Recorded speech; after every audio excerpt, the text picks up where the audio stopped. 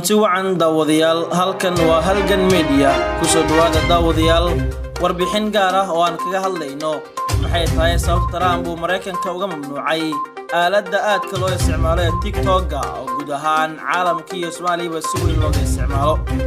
madaxweyne Trump ayaa ku dhawaaqay inuu Mareykanka mamnuucayo abka TikTok oo muuqaalada lagu baahiyo waxa uu wariyaasha u sheegay inuu saxiixayo amar sare oo qadka looga saarayo bartaasi.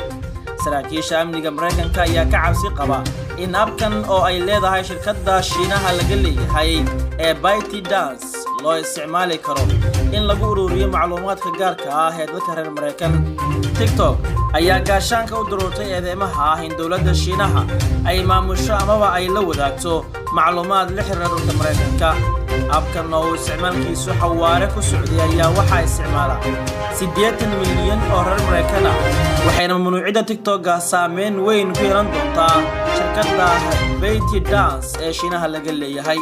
hase yeeshee weli ma cadda xilliga iyo sida loo dhaqangelinayo mamnuucida TikTok iyo caqabadaha sharciyan soo wajihi kara maamulka Trump. waxaa jiray warar sheegayay in shirkadda Microsoft ay doonaysay inay TikTok ka iibsato shirkadda ByteDance, balse Trump ayaa u muuqday inuu shaki gelinayay in heshiis noocaasi ah uu dhaco. afayeen u hadlay TikTok ayaa ganafka ku dhuftay inuu ka jawaabo mamnuucida Trump ee abkaasi, laakiinse waxa uu warbaahinta u sheegay in shirkadda ay ku kalsoon tahay horeyna uu kalsoonayd in ay ka gungaari doonaan hadafkoodii ahaa inay Mareykanka ka helaan macaamiil badan.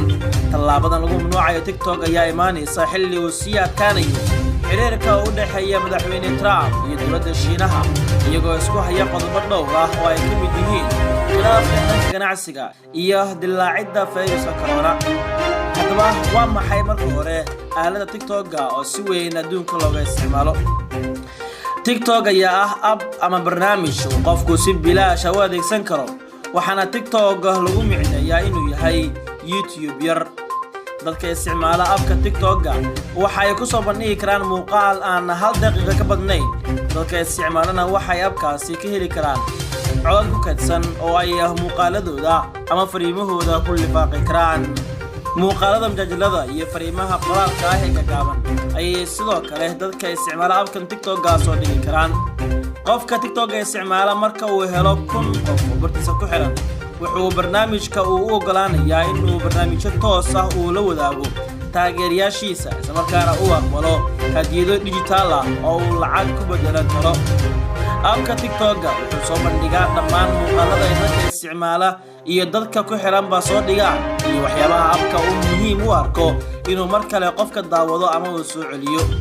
sidoo kale barnaamijkan wuxuu dadka isticmaala u ogolaanayaa inay fariimo isu wadaarsadaan. barnaamijka ugu horeeyay waxa uu ahaa Musical.ly oo Mareykanka uu sii daayay 2014. sidoo kale 2016 shirkadda tiknoolajiyadda ugu weyn Shiinaha ee ByteDance wuxuu dalka Shiinaha ka bixiyaa adeeg la mid ah oo loo yaqaan Douyin. ByteDance ayaa caalamka intiisa kale ku baahay waxaana loo bixiyay magaca TikTok. sanadkii 2018 ByteDance waxay yeelatay shirkaddii Musical.ly iyada oo ku dartay howlaha barnaamijka TikTok uu qabto. ByteDance waxay isku dayday in ay iska fogeyso in dawladda Shiinaha ay leedahay shirkadda, waxaana agaasimihii hore ee shirkadda Disney Kevin Mayer uu magacaabay agaasimaha guud ee TikTok. macluumaad aad u badan ayuu ka ururiyay dadka isticmaala barta, waxaana xogahaasi ka mid ah muuqaalada ay daawadeen iyo fikirka ay ka dhiibteen, xogta ku saabsan goobta uu qofku joogo, nooca taleefanka iyo inta uu barnaamijkan isticmaalayo, iyo muusikada ay adeegsadaan marka ay fariimahooda qorayaan. qaar ka mid ah xog ururinta barnaamijka ayaa kor u qaaday soo jiidashada, waxaana dhowaana lagu soo daray koobiyeynta iyo gudbinta fariimaha ay dadku wadaagaan. balse waxay arrintan saameyn ku yeelatay abkan kuwa la mid ah sida Reddit, LinkedIn, New York Times iyo BBC News app. xogaha uu ururiyay TikTok ayaa u dhigma mid la mid ah xogta ay kaydiso barta ay bulshada ku wada xiriirso ee Facebook. si kastaba xafiiska wakiilada macluumaadka iyo siraha UK ayaa sheegay inuu barnaamijkan baaritaan u wado. haddaba su'aasha la isweydiinaya waxay tahay Shiinuhu TikTok u adeegsadaa in uu dadka ku basaaso. xogayaha arrimaha dibadda Mareykanka Mike Pompeo ayaa TikTok ku cadeeyay in dadka isticmaala ay xogtooda qatar ku jirto ayna xisbiga hanti wadaaga Shiinaha uu dhaco si uu xogtaas u qaato. TikTok wuxuu marar badan ku dooday in xogta lagu kaydiyo meel Shiinaha ka baxsan. Soo jeedinta iyo eedda dawladda Shiinaha ka dhanka gabi ahaanteedba waa qalad waana been abuur ayuu yiri Theo Bachmann oo ah madaxa arrimaha siyaasadda TikTok ee Yurub, Bariga Dhexe iyo Afrika oo BBC-da u waramay. balse sida shirkadda Huawei doodaha ka dhanka TikTok waxay u muuqdaan inay salka ku hayaan suurtagalnimada aragtida dawladda Shiinaha ee ku qasbaysa in ByteDance ay maamulada maxalliga ah ku wareejiso xogta isticmaalayaasha shisheeye ama ajaanibta ah.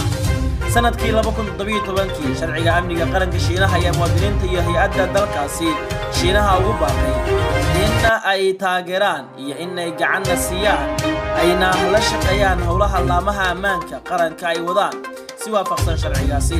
Mr. Patman waxa uu sheegay in TikTok ay dawladda Shiinaha wax xiriir la lahayn haddii ay naga codsato xog ama macluumaad ku saabsan dadka isticmaala waxaan leenahay maya ayuu yiri mas'uulkan oo la hadlayay.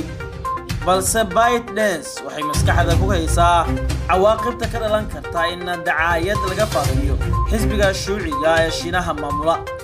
abkan caanka ah ee loo yaqaano Tietano ama TikTok ayaa 24 saacadood hawada laga saaray sanadkii 2017 sida uu sheegay wargeyska The China Morning Post kadib markii uu xafiiska xogaha internetka ee Beijing uu sheegay inuu baahiyo muuqaallo anshaxumo ah iyo waxyaabo aan wanaagsanayn.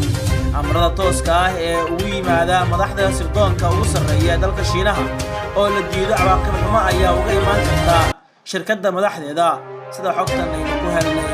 barta TikTok ayaa si adag uga jawaabtay hanjabaadii madaxweyne Trump ee ahayd inuu TikTok ka mamnuucayo dalka Mareykanka isagoo ku sababeeyay walaac laga qabo in barta ay macluumaadka gaarka ah ee dalka reer Mareykanka la wadaagto dawladda Shiinaha. guud ahaan daawadayaal waa naga inta warbixintii gaarka ahayd ee aan kaga hadlaynay waa maxay sababta madaxweyne Trump uu qoonsaday dagaalkan ugu hayo shirkaddan TikTok ee laga leeyahay dalka Shiinaha. maxay samsuunta TikTok ka yiraahdeen xayiraadda Trump uu ku soo rogayo abkooda ee laga isticmaalo gudaha dalka Mareykanka. haddaba daawade adigu sidee kula tahay haddii abka laga mamnuuco Soomaaliya maxaase ka aaminsan tahay aaladan TikTok? fadlan la wadaag fikirkaaga oo qaybta hoose comment-ga noogu reeb waxaad ka aaminsan tahay TikTok-ga iyo bixintan sidaad u aragto.